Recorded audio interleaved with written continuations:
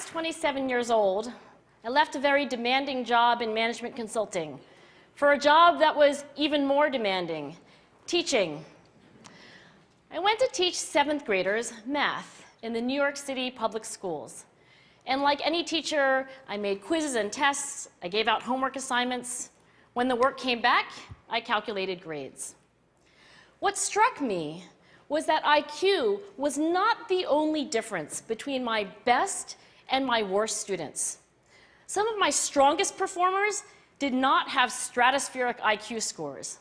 Some of my smartest kids weren't doing so well. And that got me thinking. The kinds of things you need to learn in 7th grade math, sure, they're hard. Ratios, decimals, the area of a parallelogram. But these concepts are not impossible. And I was firmly convinced that every one of my students could learn the material if they worked hard and long enough. After several more years of teaching, I came to the conclusion that what we need in education is a much better understanding of students and learning from a motivational perspective, from a psychological perspective.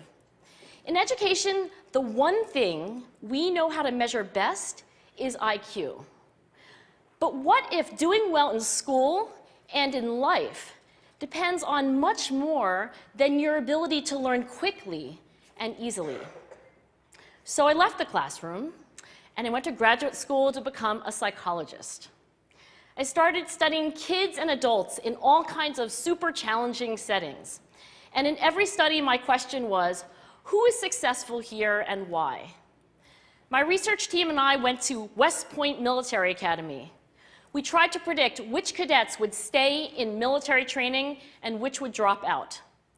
We went to the National Spelling Bee and tried to predict which children would advance farthest in competition.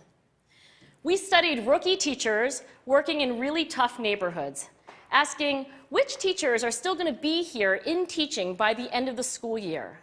And of those, who will be the most effective at improving learning outcomes for their students? We partnered with private companies asking which of these salespeople is going to keep their jobs and who's going to earn the most money. In all those very different contexts, one characteristic emerged as a significant predictor of success. And it wasn't social intelligence, it wasn't good looks, physical health, and it wasn't IQ. It was grit. Grit is passion and perseverance for very long-term goals. Grit is having stamina. Grit is sticking with your future, day in, day out, not just for the week, not just for the month, but for years, and working really hard to make that future a reality. Grit is living life like it's a marathon, not a sprint. A few years ago, I started studying grit in the Chicago public schools. I asked thousands of high school juniors to take grit questionnaires, and then waited around more than a year to see who would graduate. Turns out that grittier kids were significantly more likely to graduate, even when I matched them on every characteristic I could measure, things like family income, standardized achievement test scores, even how safe kids felt when they were at school. So it's not just at West Point or the National Spelling Bee that grit matters, it's also in school, especially for kids at risk for dropping out. To me, the most shocking thing about grit is how little we know, how little science knows about building it. Every day, parents and teachers ask me, how do I build grit in kids? What do I do to teach kids a solid work ethic? How do I keep them motivated for the long run? The honest answer is, I don't know. What I do know is that talent doesn't make you gritty.